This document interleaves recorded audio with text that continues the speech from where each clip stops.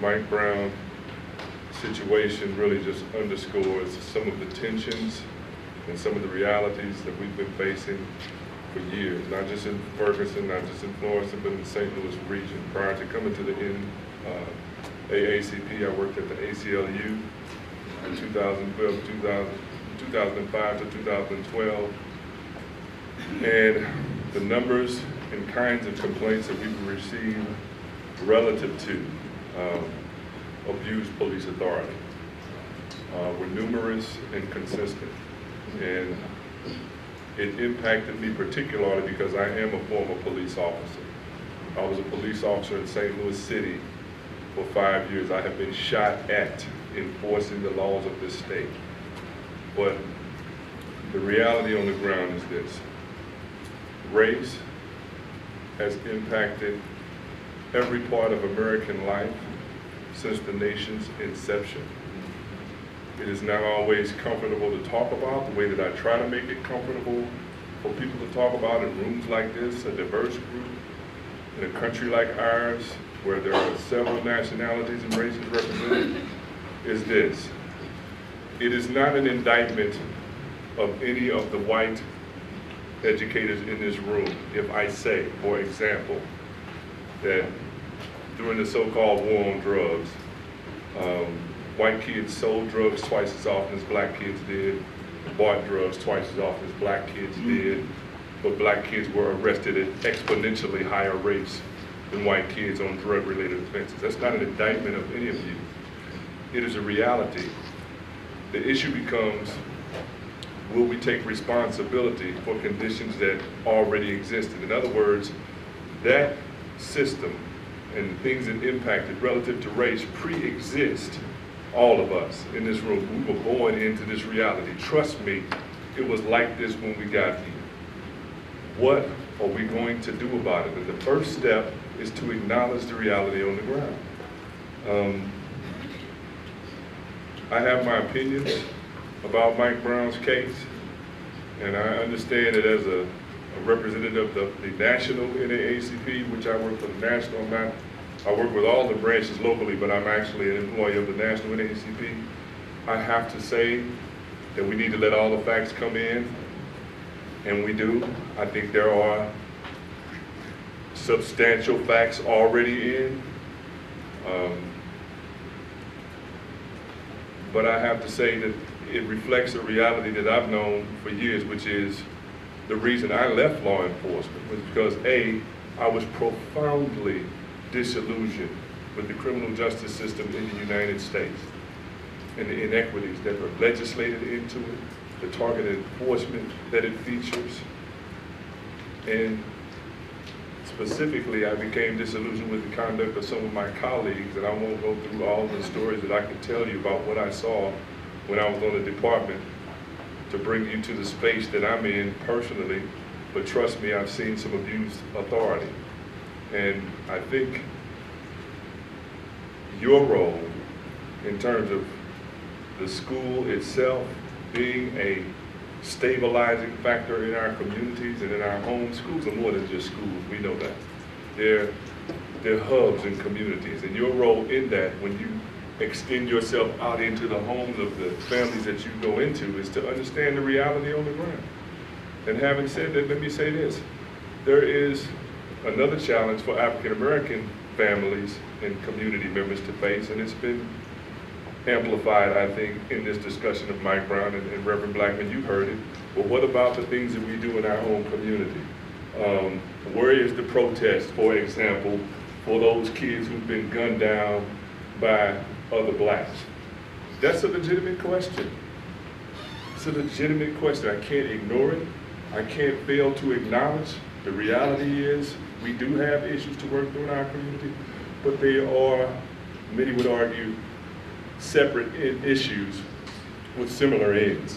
One involves people who are entrusted to act responsibly and ethically and morally, who we have vested with the authority to act, who have ostensibly been trained to make decisions in certain situations, and who sign on for that, like I did when I was a police officer. And the other involves, as I would argue, young people whose minds and hearts have been shaped largely in the circumstances that they've come up in. Is that to exempt anyone in our community from responsibility? No. Trust me, the black community understands accountability and responsibility. We were raised on it.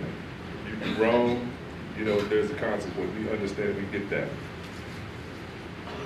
But with Mike Brown's situation, what you're going to see is, I think, an even more intensified distrust of authority, particularly police authority, and maybe as a knee-jerk reaction, some increased distrust for those who appear to be unconditional advocates of police authority, who never question the actions of the police, who always argue for support of any decision that the department makes, who always argue the integrity of law enforcement,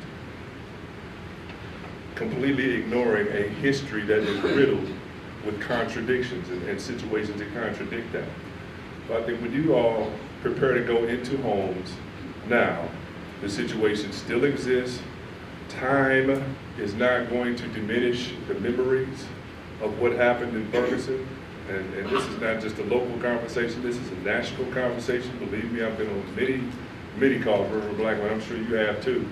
But I've been on national calls. I mean, I was on the phone with White House staff 4 times in the week following Mike Brown's death, because across the country, this is the subject. And it's a particular situation, but it speaks to, I think, the opportunity that we have if we are courageous enough, sincere enough to acknowledge that race has always impacted every part of what we do here. I mean, just to bring it home for you, let's look at our schools. And I don't, trust me, I don't want you to be uncomfortable, I just want you to be with me. Look at our schools. When my daughter went to Commons Lane Elementary, when they started there, that school population, student population, was 95% African American, 90% at least. I think there were 2 African American educators in that school. Now, is that to say that white educators can't educate black kids? No. But it is to say that I think that there's something structurally problematic and concerning for me as a parent in this community when I send my kids to schools and I look at all of the administration and all the staff and just about all the schools. And I don't have to stop at Ferguson, of course. I can go to Hazelwood, I can go to almost any district in the county, in North County particularly, and see the same thing. And everybody is comfortable with that. And everybody is okay with that because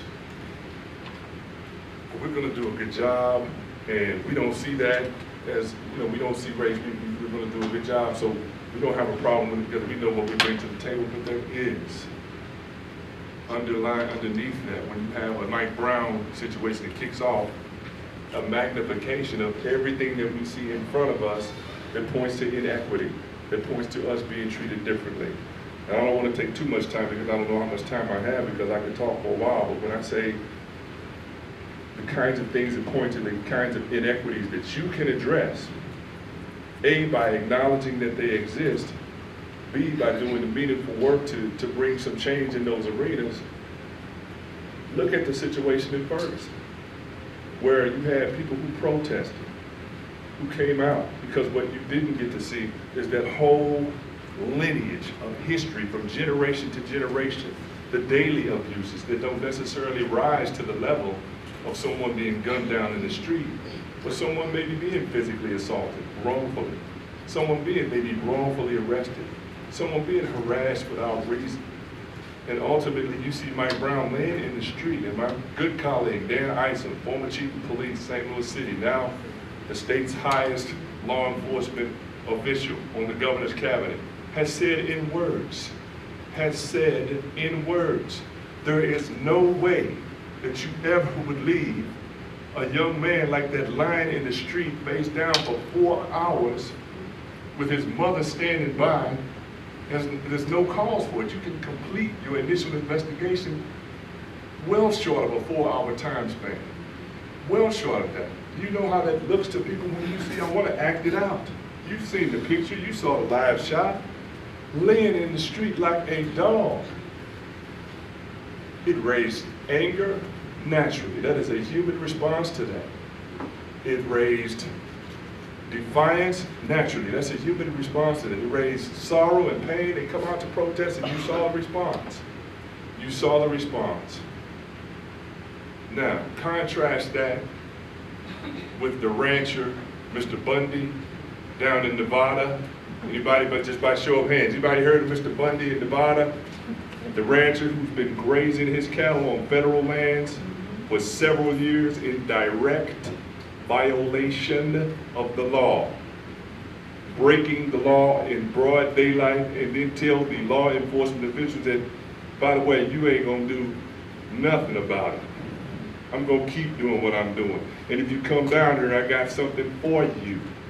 And the law enforcement people come and you have citizens with assault rifles on tripods like the one you see right there with that camera on it, weapons trained on law enforcement saying, we told you, this is our stuff, don't mess with it. By the dozens, and announced that they would do it. Law enforcement shows up. Can you imagine, just for a minute, if those young people in Ferguson, and I heard the reports of shots fired, I don't know, I haven't seen anything verified, I haven't seen anybody arrested and found in possession of a firearm. But can you imagine had those law enforcement people arrived and seen young people with assault rifles on tripods like that and weapons aimed like this and saying, hey, don't take another. Can you imagine the scene? The bloody scene? We get it. We're different. The system treats people differently. What you can do collectively, I think, is be a part of the solution to that larger problem, even outside the context of your role as educators, your role as citizens. We can become agents of change who acknowledge that we should all be equally valued in every process that we have, especially in the educational process, which plays such a critical role in the lives of everyone going forward. We know how important it is. Make sure that we're doing everything we can to show that this is a community that is about equality, that is about justice, that is about fairness, that's about honestly addressing problems and not always reshaping the narrative to fit the story we would like to have told. I'll finish up with this because I feel like I need to pass the mic. I'm maybe talking too long.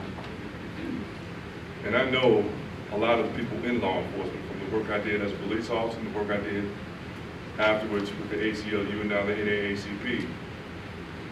Here in the news just yesterday, you saw St. Louis County Police Academy, and I know Chief Belmar and several other administrators for that department personally. But here you see they're now offering a course on how to win the media after a police-involved shooting. How to shape the narrative. That's what we want to take away from this, is how do we tell our story about how this went down. Better, to me, as a former officer, how do you treat the people that you serve fairly? How do you value the lives of people in the communities you serve equally? How do you make sure that equal treatment under the law is the reality in our country and not just the narrative or its advertisement? We've never had it. I would argue, I would debate anybody in this room right now, if you want to, you have never had it. Can, we'll get there, but it takes our collective commitment. So, again, you know, I hope, it's just where I am, and it's hard for me not to be where I am. You all, from my personal experience, have done a great job. Parents as teachers, it's a good program. I argued up at the legislature, that was one of my things that I pushed, but do not take money from this program. We need to continue it, and I believe that even in this moment, I know that you all are a high value resource to everything that's going on in our schools, and I would argue with anybody about that. But I think we have a long way to go, and it's not just our community or us in this room that's at a turning point. I think the nation is at a turning point. And the demographics really reflect that. And I think you're going to be looking at a country in about 30 years where really there is much less tolerance for this inequity that we've lived with for so many generations.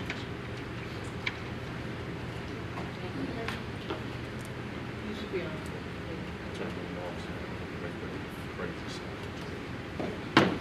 Good afternoon. Good afternoon. I want to begin by saying thank you, echoing what Reddick has said. Thank you for the work that you do. Thank you for being there. Thank you for standing in the gap. Thank you for the work that you do. This morning, I began my day at 7 at a Kiwanis Club breakfast, where ironically I was called to pray for educators and the school system and the support system around educators. The keynote for that breakfast this morning was Chris Nicastro. I left there at 9 and went to a private meeting with Chief Belmar and Chief Johnson and a few collective community leaders to talk about, once again, what is happening in Ferguson, but I would argue what is happening in St. Louis. While in that meeting, I received a call from Sierra, whom I'd asked to come here today because someone burned the memorial for Mike Brown today. And so the community is now once again in an uproar. On the way here, I received a call from Captain Johnson, who is distraught because for the very first time since he took over the case, he was greeted with a large amount of aggression when he left the meeting we were in to respond to what is happening in Canfield right now. So as I sit in this room with you who have come here to hear about what's happening, maybe some of you have been involved in different ways, and for that, thank you.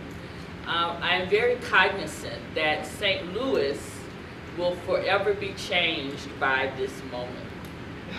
And as I was listening to Reddick and watching your faces and began to look around this room, which is beautiful, I was taken by the pictures of the babies that you have on the wall.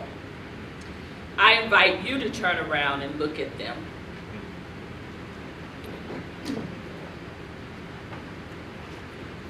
What do you see? That's a real question. Innocence. Our next generation. You would like? The next generation, innocence, pure life, anything else? A future. Potential. I see that as well. And then I began to think about, especially as a pastor, the number of black men that I talk to who at some point look just like those, especially these two on the end, with all of that hope and potential in their eyes. And I hear black males say, I probably won't live to be 25.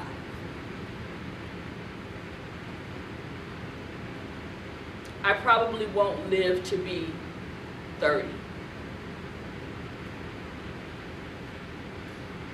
Just think about that. I heard Mike Brown's mother say, do you know how hard it was to get him out of high school? And she wasn't just talking about Mike Brown. She was talking about a system that does not help her in her pursuit of equity in education for her child. So this morning during my prayer, the person who prayed before me had spoken about, they prayed about first responders. Police, firemen, I think that's the only two, right? EMS. EMS. I added a fourth this morning. Because I believe that educators are first responders. No, I'm serious about that. Nicastro liked it. She said she was going to take it. I believe that the school system is a first responder. That there are many times when you see the trauma and the crisis that are happening in families and happening in neighborhoods before anybody else gets called. That you have children who are coming in who are dealing with the type of issues, the type of targeting, the type of oppression that we're talking about. They come to you guys before anybody else gets involved. And that's an awesome responsibility. So what has happened in Canfield has brought to light issues that are long-standing in St. Louis and are long-standing in this nation. And the reality is, I'm here as a pastor and I'm here because I care about St. Louis, but I would be less than honest not to tell you I am here because I raised 2 black boys that have the same hope as those little boys in that picture. And now they're 23 and they're 24. And one wears locks all the way down his back. And the other wears a close-cut, clean-shaven haircut. And every day of their lives, they have to think about the fact that they're black. Every day. When they get in a car, they have to be prepared to be stopped. When my boys go out at night, I have to stay up worrying, wondering, will they come home? That's the reality. It's not your fault. It's not my fault. It's not their fault. It is a system of which we are all victims. It's the images that you may see in media, the stories that we've been told when the hunter gets to write the history, that have created for us a society where some are the other. And there are lots of others. But right now, race is the one that we're dealing with. So I'm grateful that you all are there. I'm grateful to know that when I'm out in Canfield and all of the aggression was at its height, and the notice comes that Ferguson Florissant School District is not going to open for the safety of the children, I was excited about that. Because I didn't think that these children in Canfield that I was seeing should be worried about trying to get to school when there's cinder blocks blocking them into their neighborhoods. Until I found out that they don't go to Ferguson Florissant. Yeah. Let's just keep it real. Yeah. They go to Riverview, which did not close for a whole week, by the way. So who was the protection for? Just something to think about. Then I had mothers begin to ask me, why don't our kids go to Ferguson Florissant? Because Riverview is unaccredited. Wow.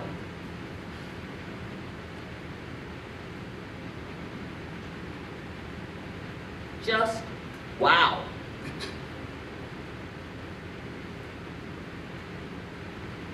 On the heels of some of the most distasteful and disgraceful debates about education in St. Louis, in my opinion.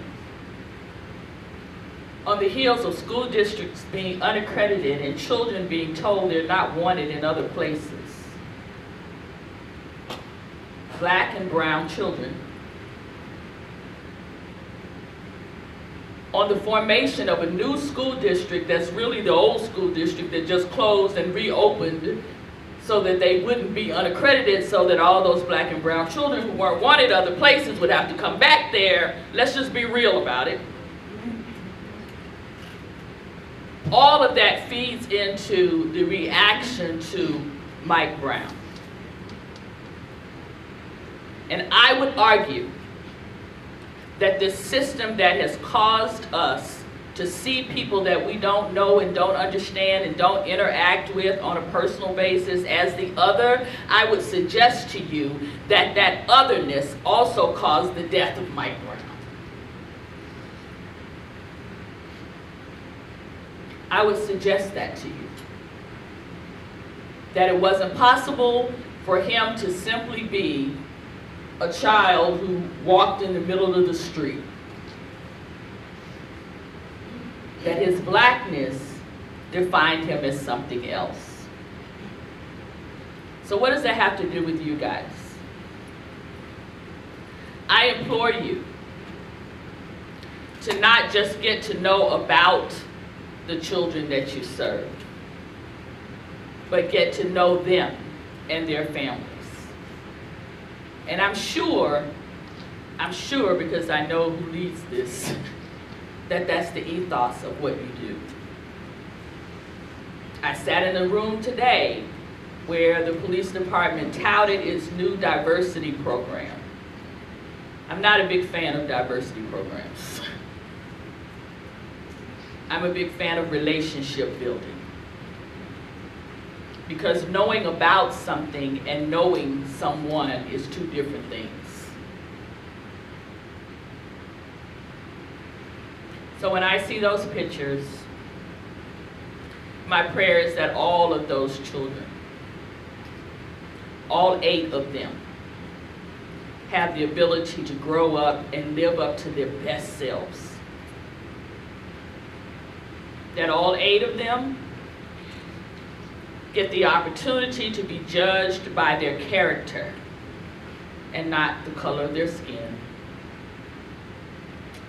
That all 8 of them have people in their lives like you for whom great potential is seen. And I'm hopeful that parents as teachers will be a part of the solution in this area where I know that you're already working, but that you can be even a greater visible force so that the children begin to have some normalcy back in their lives and that they get to be children. I have parents calling me because their children are responding. I met a mother who has a 7-year-old child, and she met with me crying. She said her child was in the front yard playing because Canfield is somebody's neighborhood. Doesn't look like that, but it's somebody's neighborhood. He was in the front yard playing, and a police car drove by. And her 7-year-old son ran up on the porch, dropped to his knees, and put his hands up.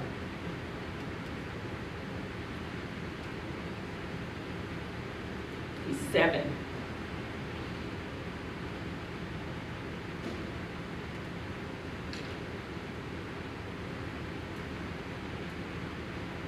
You have young kids who are asking their parents, who should I call if we need help? Who do I call if you get sick, mommy? Who do I call if you get sick, daddy? And that's not because there aren't some very, very good policemen. There are. I choose to believe there are more of those than not. but the images, the messages that people are receiving are something different than that. I've thought a lot about this question, and then I'm going to give the mic to Sierra because I wanted to bring her, because if you have questions about what can be helpful in Ferguson, I think you need to hear it from someone who lives in Ferguson. I've been asked a lot what made Mike Brown different. Because clearly, he's not the first black male to be killed. He's not the first black male to be shot, whether that's by the police or whether that's by someone else. And this is a side note, I do want to say this though. There's been a lot of talk about black on black crime, and I agree with Reddick that we have to address that. However, statistically, there is minimal difference between the number of black people who kill black people and the number of white people who kill white people. One is 84% and the other is 86%. Statistically, there is very little difference there. But we don't talk about white on white crime because racism does not criminalize white people. So when there's a mass shooting at a school, nobody says that's white on white crime. Anybody disagree with that? The whole notion of black on black crime is a racially motivated phrase that criminalizes black youth. Dead is dead. And people tend to kill those whom they live around. So you have statistically very little difference. Look it up yourself. Don't take my word for it. There's statistically very little difference between the number of white people who kill white people and the number of black people who kill black people. But you know what's off the charts? The number of white people who kill black people. That is not reciprocated the other way. Whether that's vigilante, whether it's police, we just got to tell the truth about it. So what made Michael Brown different? I don't think it was the killing. I think that as a society, we've become desensitized to death. Very rarely can you go a week if you look at the news at all and not see some little snapshot of somebody's baby with a school picture or a graduation picture or a thug picture, whatever they choose to put up there, with a little caption, police altercation, domestic violence, suicide, whatever the cause of death. It'll be a little blurb, and then we're on to what Jennifer Lopez and Beyonce are doing. We've become very desensitized to the number of deaths in our society. I don't think it was the killing of Michael Brown. I think if Michael Brown had been shot at Canfield and just that little blurb had gone on, we would have gone on business as usual. But what made Michael Brown different is that we now live in a technological age where people came out of their homes with cell phones and they videotaped not the shooting of Michael Brown, but the laying of a human being in the middle of the street with blood saturating the pavement. And they let the tape roll for 4.5 hours. I have friends who have hit dogs and gotten out of the street and taken the dog out of the middle of the street and at least put it in the grass. I know people who have hit deer at night and get out of their car and make sure that the deer is not left in the middle of the street. For 4.5 hours, somebody's baby laid in the middle of the street, face down, with blood saturating the pavement, with not even the courtesy of a sheet over his body. I am also a registered nurse. I did critical care nursing on the floors before I left the hospital. Occasionally, we had patients who didn't make it. And it was my responsibility to go into that room if it was my patient, or if I was charged that day, and this was, I'm dating myself, it was back before we had nurse aides. We did everything. I had to bathe that body, comb the body's hair, make sure all tubes were removed, place bandages so there was no leakage if that was the case, change the sheets in the bed, make the body of the deceased as presentable as possible, and then allow the family to come back in and say their final goodbye. This is the courtesy that I was trained to give. So as a mother, when I think about another mother being outside some yellow tape for 4.5 hours with her child laying in his own blood, not knowing whether he is dead or not, because there was no coroner on the scene, I get enraged. And when I watch video of police officers walking around that body with no respect, no acknowledgement that the loss of life is before them, I become enraged. And if that was not insult enough, when they were done, there was no ambulance call, but his mother watched his body be picked up out of the street and put in the back of an SUV. Now maybe that's common practice. I don't know. It's not.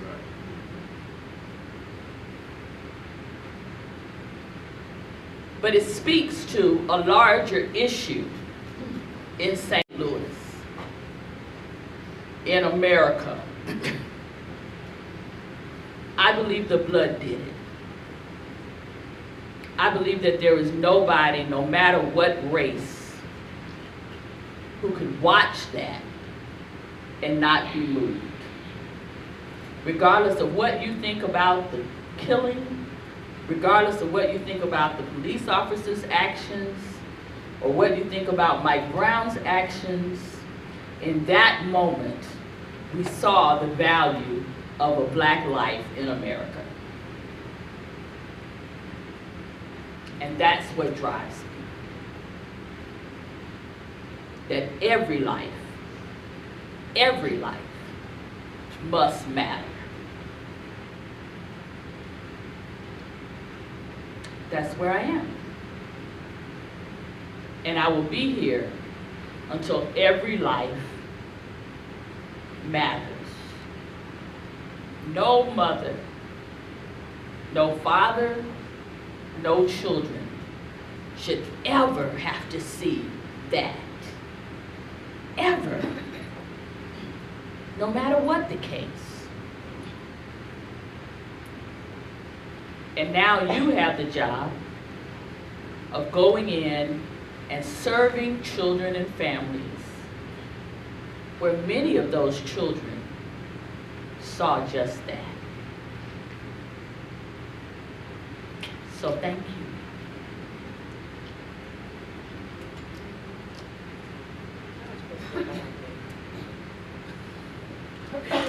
I don't know how I'm supposed to go behind that. Good afternoon, everyone. Got my turn up for the first time since everything happened. My name is Sierra Smith. I have been a Ferguson resident for 14 years now. I've lived in Canfield for 7.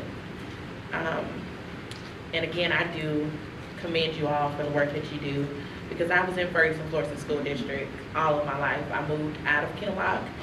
Thankful that I moved into Ferguson because I could still continue to go to school with my friends. So I'm definitely commending you all for that. And I received parents as teacher services when I was in McClure High School at the age of 16 when I got pregnant with my first child. And I'm hoping she's not in the room because I don't I don't think I see her. But Mrs. Debbie was actually my parents' teacher. She is? Oh, wow. I'm glad she's not in the room because she would have seen that I did not know who she was if I was I definitely commend you all for the work that you do.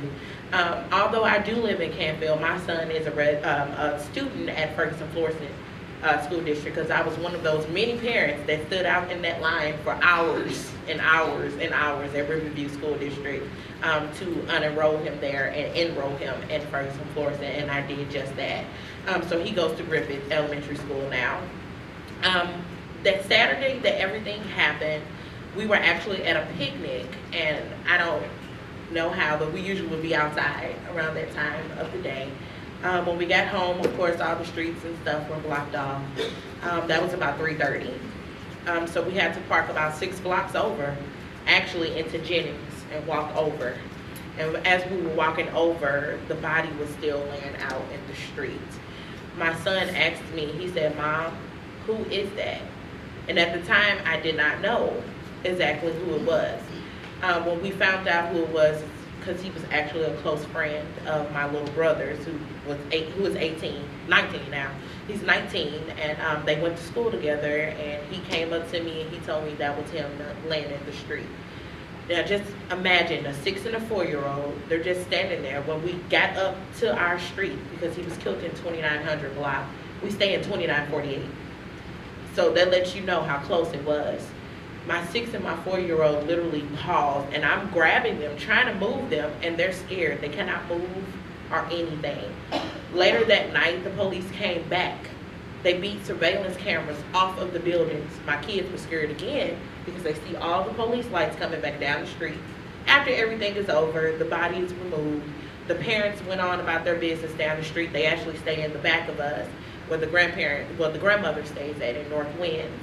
And I was like, well, what's going on now? And the next thing I know, they pulled dogs out, and they were sticking the dogs on children. They were macing children as well as adults. And I just didn't understand what was going on. And then that's when they told us that the surveillance cameras had been beat down from the buildings and residents were trying to stop them. And they called for a significant amount of backup, stating that the residents were trying to harm the police. Now, I haven't been outraged until now, given the fact that I was woke up out of my sleep to a burning memorial site. That's where my rage really grew.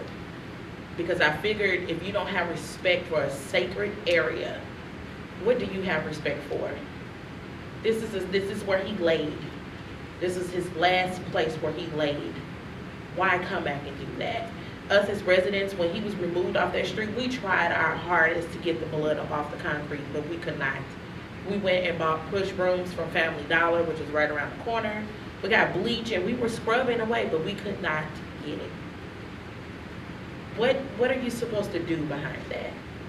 As residents, I mean, I know what we're looked at over there because it's a low income area.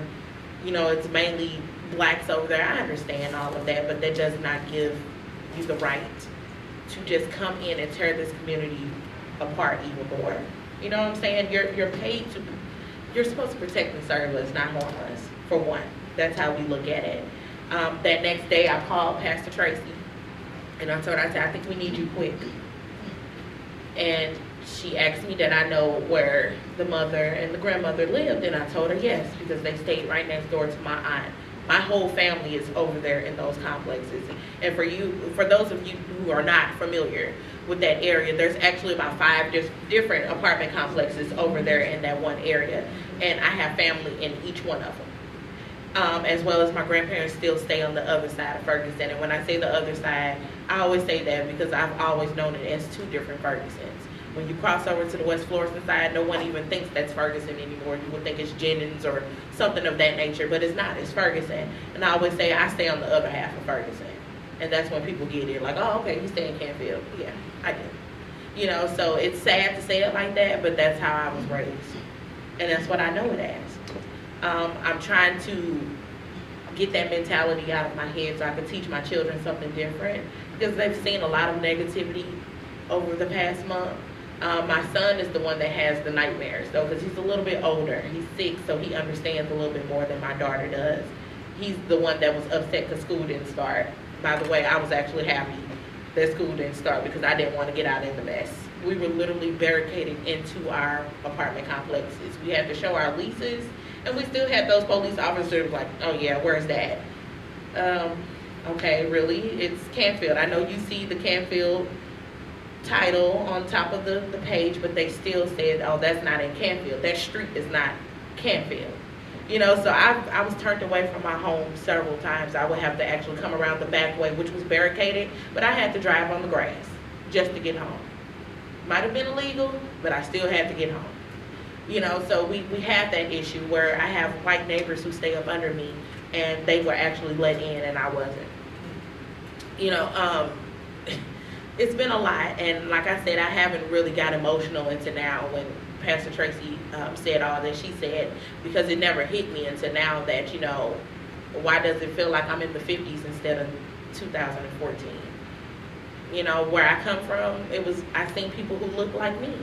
I was used to it. I was never around a lot of white people growing up in Kinloch. Kinloch was one of the first African-American cities in the state of Missouri, and I was born and raised there. And I look at it as if those are my people.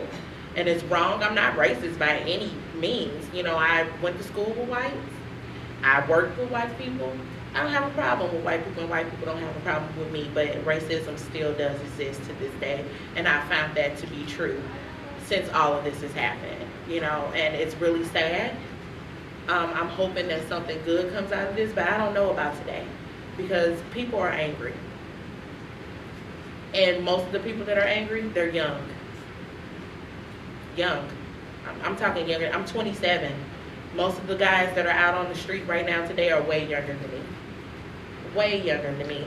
So that scares me because I know that they don't have any fear whatsoever of the police, of dying, or anything.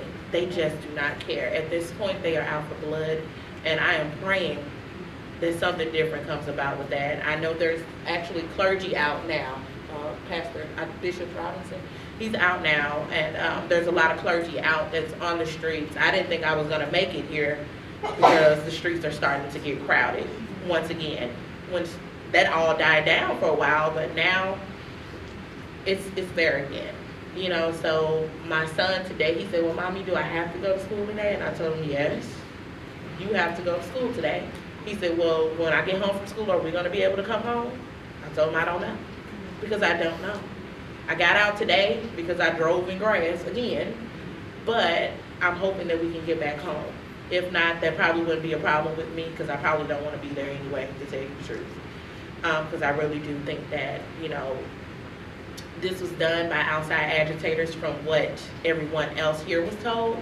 But from my neighbors, they actually said that it was a police officer that did it. So I don't know how true that is. I'm praying that that's not true because as a police officer, I wouldn't think that you would do something of that nature, but you just never know. So I'm praying that something good comes out of this. I'm praying that the community rebuilds and we rebuild strong and very soon. There's another town hall meeting tonight for the Ferguson residents, which I'm really scared to go to at this moment because I'm pretty sure there's going to be a lot of protesters out there, which they should be. I'm not saying they shouldn't be, but I'm just, at this point, I'm not sure of our safety at this moment. So that's where I stand as a resident in Canfield. Okay, thank you, the three of you. Now is time to ask questions, make comments, share stories, and then we need to sort of wrap it up with where we go from here. What we would like to do here at the National Center, well, there's a lot of things we have going on in our heads, but to keep a forum going so that it is progressive, to support your work, but to go beyond that. You know, we have our policy, cultural competency policy, we have our core values, and then we have a whole list of what we believe in. So we have to take a look at ourselves as well as we work with families of all colors with young children to see whether or not we're really doing those things. We're really supporting families, teaching parents, and loving those parents, the way we say we believe we're to do our work. So we certainly want to get there.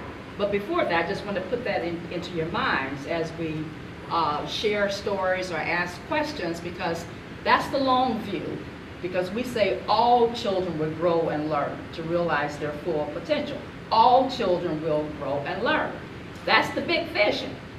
So what's our charge? Given today's world, what's happening here? What's our charge as parent educators, supervisors, administrators, whatever you want to call it, who believe in children, who believe in fair treatment? What's our charge? So with that, anyone want to ask a question, comment, open it up? You're all back here, so you have something to say. I don't like microphones. Forget it. Oh, okay, well, I'll use it. Okay. Well, my question, Reverend Tracy, you made a statement regarding the little boy, the mother who said the little boy was playing in the yard and ran up on the porch when the police came by. Okay, this is really, it's kind of personal at the same time, but that little boy probably lived in that neighborhood. Do you think that there's a way, because my son, he's 7, he knows nothing about what's going on, because I choose not to. When it comes on the news in the morning, when it was coming on the news, when he would wake up with me in the morning, I'll put on Cartoon Network, you know, just to really keep him shielded, because I didn't know how to explain everything that was going on. So my question is there a way that you all think, am I wrong? That's what I want to know. Am I wrong for not explaining to him what's going on? Because you do have some other kids who do know what's going on, even because I live in the city. I live in St. Louis City, so we even have some city children who, because their parents took them out there to go protest and all of that, I decided not to, because like I say, I didn't even know how to explain this to him, because I'm still in confusion on some of the aspects of the whole situation, you know, so.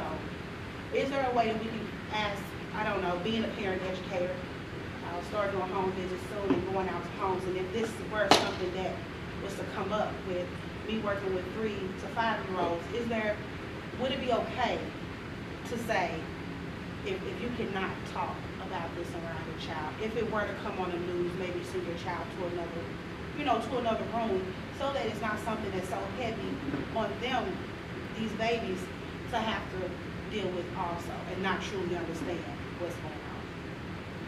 Okay. Thank you for that question. I don't know that I can say whether it's wrong or right. I think that's a personal decision that every family makes. I am a child of the 60s, and I'm from Birmingham, Alabama. So many of you know what it means to be a child of the 60s from Birmingham, Alabama. I was born in '63. So people expect me to know everything about the civil rights movement. And they're wrong. I had parents who chose to do what you did. So I never experienced firsthand the segregation in the stores, or I don't remember black and white water fountains. My parents chose not to expose me to those things, and they were able to do so. And I get a lot of flack for that. There were parents who chose to do what my parents did, and there were parents who chose another route. And somehow we all made it. So it's a personal decision that each parent has to make. What I would appreciate, and certainly this is your area, not mine, what I would appreciate is perhaps sharing with parents the consequences with whatever decision they make. So if your child is continually, for the children who are growing up in Canfield, there is no choice. Exactly. You know, because when you drive through, I've been saying this lately, everyone wants to do something for Canfield. But as long as the attitude is do something for Canfield, we're already missing the mark. We have to be doing something for all of us, right? Right. Canfield doesn't need fixing. It's not a mission field. Right. We all have a vested interest in what happens in Canfield, whether we know it or not. So those children, imagine So I'm saying that to even talk about the protests, right? The protests for justice. Imagine if you woke up on Saturday morning and there were 1,000 people in your front yard. For a good cause. But you can't go to the grocery store. You can't turn on the Cartoon Network and your children not ask you what's going on. The little boy who dropped to his knees and raised his hand, what I said to his mother is, I don't know why he did that. I don't know whether he did that because he saw something that day.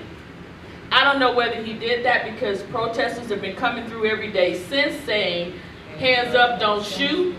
I don't know if he saw something on TV. I don't know. Right? So I would hope as an educator that you would have the conversation with the parents about the consequences of whatever decision that they make. And then that decision has to be theirs. Are you wrong? No, not if that's what you think you need to do for your child. Is someone wrong that takes their child? No, not if they think that's what they need to do for their child. I know that's like a preacher answer, but it's all I got. No, well, you go ahead. Just to piggyback off of what Pastor Tracy said, if I had a choice to make, I definitely would not let my children understand what was going on at this moment because they're too young. My son will be 7 October 9th, so I understand where you're coming from, but he's also very curious at that age. So as much as I tried to keep him out the front room, tried to keep him out the windows and things of that nature, he still got in there. You know, so He saw a dead body in the yeah, street. that too, you know, but at the same time, I kind of broke it down to them like, you know how sometimes we buy bad apples, and I talk to them just like this, like I'm talking to you. I said, you know, sometimes we buy bad apples and a bag of apples, and inside that bag of apples there are rotten ones. My son said, yeah, we just got a bag like that the other day from Schnucks. I said, that's exactly how police are. And people in general. Some of them are good, some of them are bad. That has nothing to do with us. But as mommy, I'm going to protect you as much as I can. And that's what I told him. Now, if I had a choice to shield him, I would. I would, because I feel like he's been exposed to too much in the early age. And that wasn't my fault. That wasn't anybody else's fault. But at the same time, it's too late now and I have to tell him. So I have to sit him down and tell him about certain things and try to explain to him about certain things. And when he sees police, he doesn't do the hands up, don't shoot motion, but he'll run. He'll run. So now I'm coming to that crossroad where I'm having to teach him not to run from the police. I want to just say one more thing about that. What I'm more interested in seeing from those of you who have the privilege of being in the position that you're in, so this is a cultural thing. In African American culture, we are not ones who go to therapy easily or anxiously or even validated. I'm just being honest. In general, that is not what we do. And what we're talking about are children who have been traumatized and who may be in need of some real therapy. For the majority, the place that they come is the church. And as a pastor, one of my mantras is that we are not therapists. I know we like to think we are, but we're not. We're not trained counselors unless you have that degree, right? And so if there was something that could be put together for your benefit, of questions you could go through with the family that would indicate that perhaps therapy is needed, or perhaps this child needs some follow-up services. Maybe you already have something like that, you know, that would call to attention for parents things that they may be missing. Is your child acting more withdrawn? Is your child's behavior something that's out of the normal for them? Are they asking questions that they don't normally ask? All of those things are indicators that therapy might be needed. And I think because you have the trust of the family and you have the child there, that's a conversation that you could have more easily than they would take it from strangers just saying, get your child some therapy. They might miss some things that you pick up. Is that fair? I don't know if it works like that, but Yes, absolutely. yeah. The Black Psychology Association actually did come out on the grounds for 2 weekends in a row, I believe. And it was really neat, and that's the time that I actually did take my children outside to do those activities. They made the kids make peace flags, and on the peace flags they had to state what they wanted to see in their community. My son chose peace, love, and then at the bottom, I don't know where it came from, but he said, God loves me. But then even that though, what I'm saying is, you know, I'm not a teacher. My hat's off to you. I would do anything but that.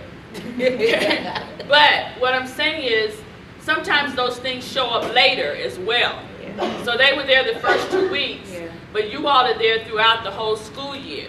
So maybe they were a straight A student and now they're a C student, or however that works. I would just encourage you to keep mindful, even when the media goes on to the next thing, that these children may still be experiencing that. And as first responders, you might pick up on that. We have a question over here. Right, so as you're talking, my brain is just going everywhere, and I just want to touch on a lot of things. I think I totally agree, is the relationship. And I think that's what we have for Ferguson with our families. We are in the streets, we are in the homes. And I think, you know, even though we just see the prenatal to 5-year-olds, it's so often that the parents talk about their older children and what's going on with them. And so they see and they really do respect what we have to say. And you know, like I've been in Canfield, you know, and I'm right there in Parkway, which they've got it fenced in now. I don't know. I don't feel as safe anymore going in there now that it's all fenced in. Parkridge, sorry. You know, and I've talked to the families and they've said the same thing.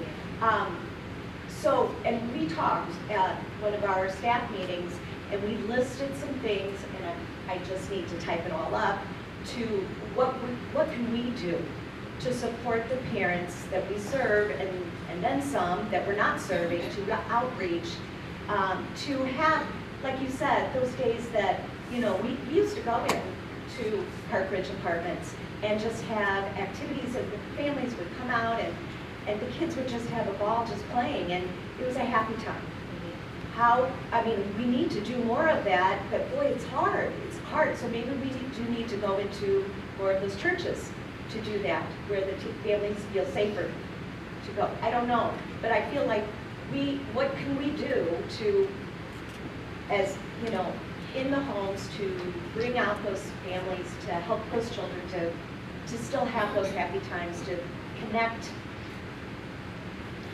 you know. I think that you started by owning it. I'm in Canfield a lot now, and it's not what the TV makes it look like. So what you have at the height of the unrest, what was happening on West Florissant, you'd be surprised to know that a lot of Canfield residents weren't involved in that. So when you got into Canfield, I'm not saying, you know, of course you have to use common sense. And of course, everyone is concerned for their safety no matter where they are. But when you got into Canfield, what I found, contrary to what the media made it look like, were just families trying to raise their kids.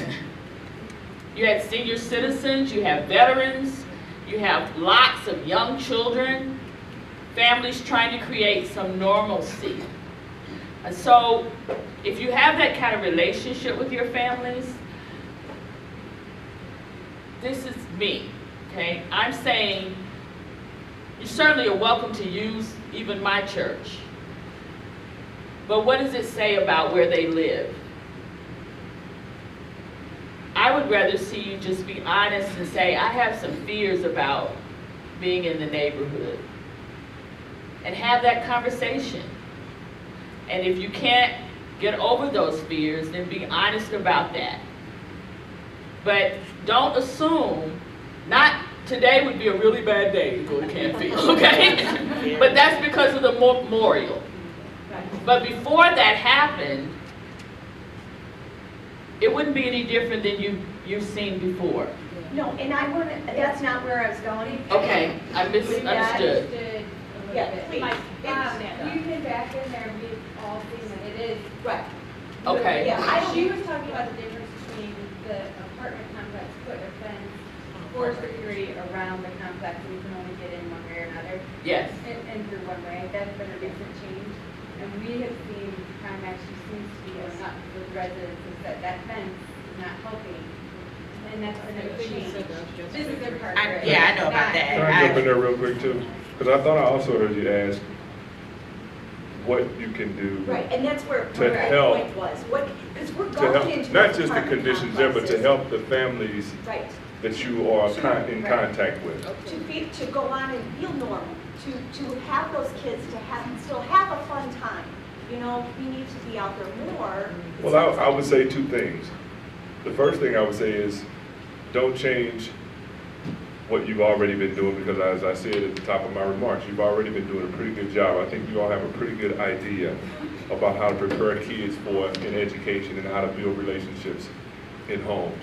But as a parent in the district who has received the services of parents as teachers, I would also say to you to make the difficult choice that I offered up at the top of my remarks too, and become advocates for those families out in the communities. Make sure, because generally speaking, most parents that I know can handle what's going on in the house. It's like she said, when her sons leave the home, what are they walking out into? Become advocates for meaningful change in the community we all live in. Vocal advocates, active advocates for meaningful change in the community we all live in. They need a voice where it's going to be heard, because a lot of times those families' voices are ignored and discounted, whereas people in this room voices may not be. So when we collect ourselves for what's right, and what we all understand as human beings to be moral and ethically sound, I think that would go a long way towards building the kind of relationships that you would like to have with those families. When they see you advocating for them, that goes a long way towards strengthening the relationship that already exists. And being very careful around the, just paying attention. So one of the things that didn't get put on the news was that when the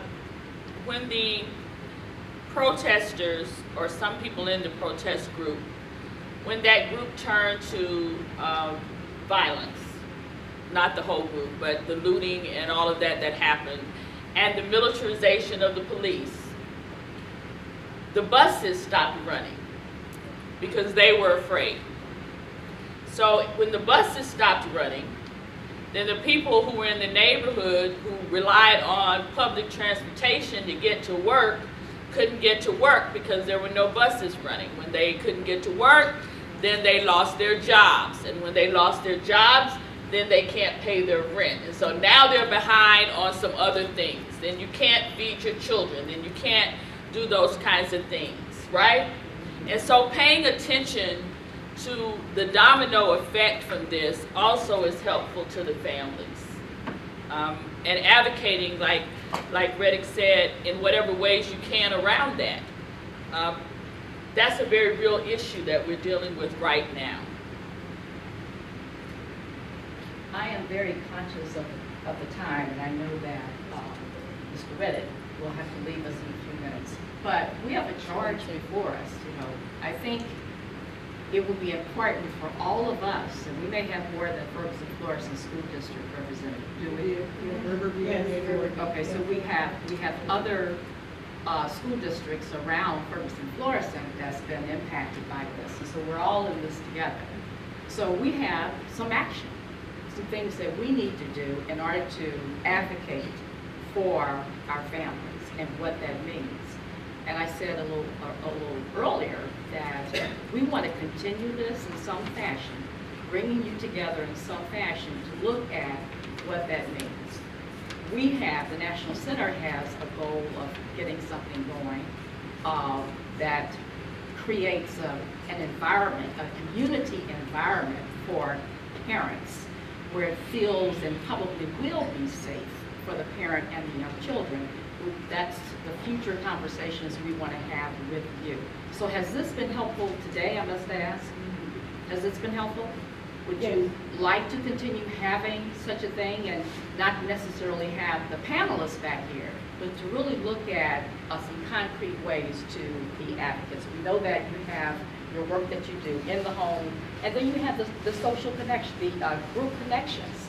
I mean, do we look at using more of the group connections format for a while so that we can, you know, have families to know that we're still interested, we want to be advocates for them, and we want to keep the young children involved. We want them engaged. So that's something else that we can think about and talk about. We have Joy here, you know, we have Joy here, we may have other supervisors, Hazelwood, Carrie, I'm there, here. So you have your leaders here.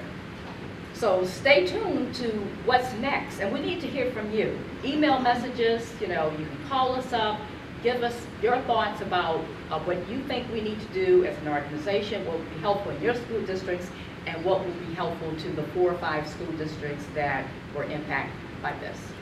And you have churches. Well, absolutely churches. So I'm a big fan of that. but I'm just saying it's an opportunity for us to work together.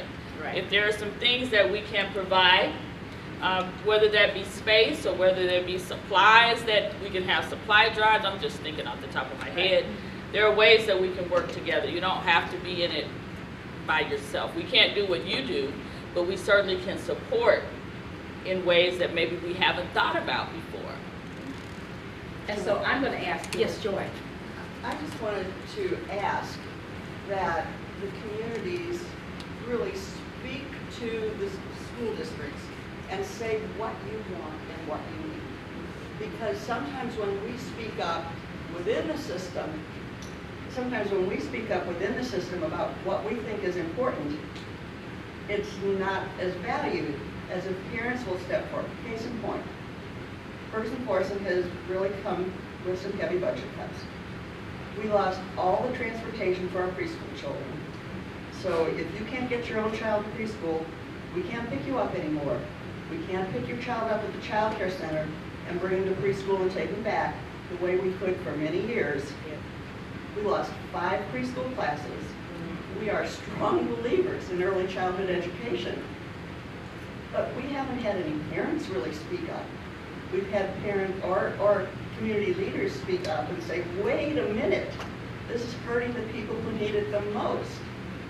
But they're very worried, and should be, about accreditation and putting money to elementary and secondary schools. But you know, the future is with the youngest children. And so we could work together if you would make your voice heard and say, hey, wait a minute, don't cut any more parent educators, don't cut any more preschool classes, give us back what we used to have and get the neediest children a way to get to preschool.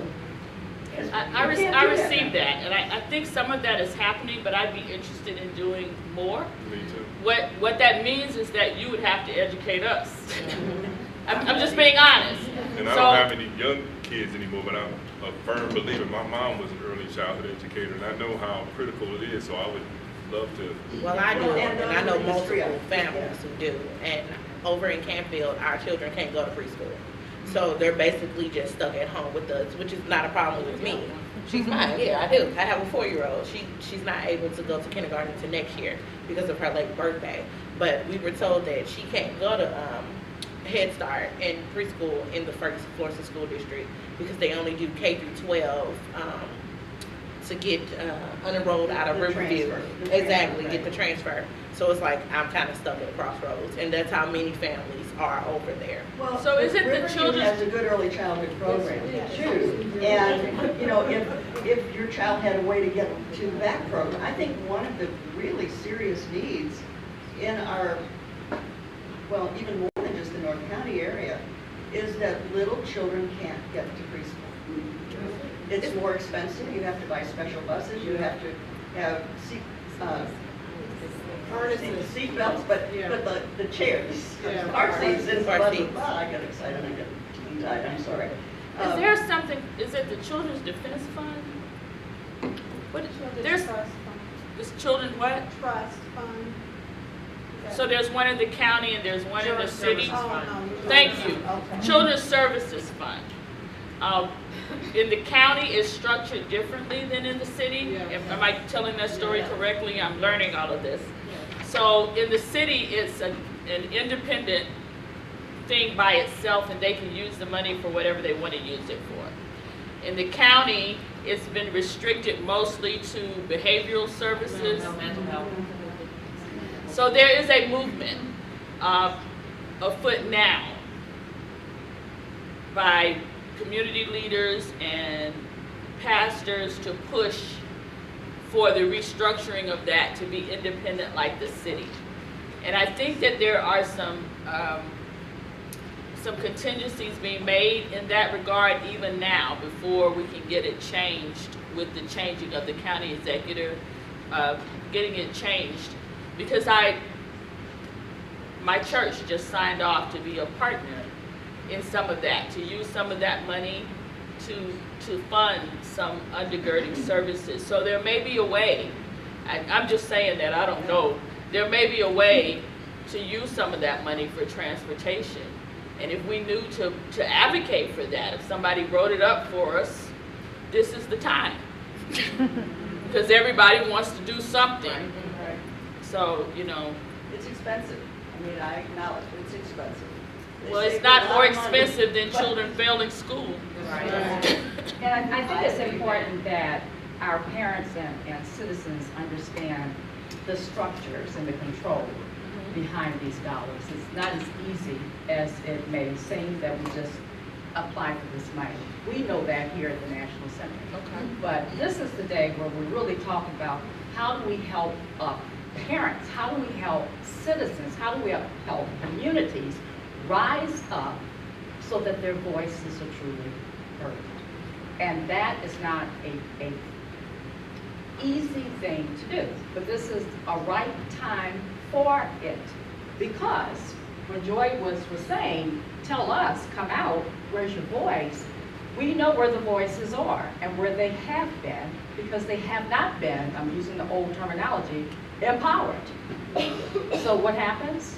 You turn your back, you become silent about this. And now we don't need this. We need parents like Sierra and others. I'm still a parent, you're a parent for a lifetime, had to do the very same thing for my child years ago and other children like him years ago. So now we're at a time where people are pushed aside, become others. So Reverend Tracy, what do we do? And that's not a question for the day, but it's a question for the future. What do we do so that we don't have the other? And it's all of us. Parents as teachers is about parent engagement, right? Parent engagement, parent involvement, parent leadership. That's what we say a lot, at least around here, that's what we say. So no longer is it just a term that we throw around, it's a term that we really look at, community by community, district by district, early childhood program by early childhood program. And so these three leaders, all three leaders are here to share with you, so you can take something back, but bring something back to us here at the National Center. So together we can plan. This organization is just entering into a new strategic planning process. You all know what that is. This is the right time to roll some of this thinking and happenings into the strategic planning and visioning for this organization with our board. What it means for what we do with you and young children and families. Other questions of thought. I'm going to charge Ann Young, our Missouri manager, going forward to be the one to engage with you, in the future around questions, action steps, coming back together, so we don't lose this momentum, that we keep this going for the future of our families, our children, North County, everywhere. I mean, this is a national thing, but international too. Internationally, we're looking at Ferguson as well. All right, I was going to say amen. Amen. Is it possible for whoever said Riverview had a good preschool, can you connect with her? They're all here. Thank you. They are all here. All right. Thank you, everyone. Thank you. Take some time to look at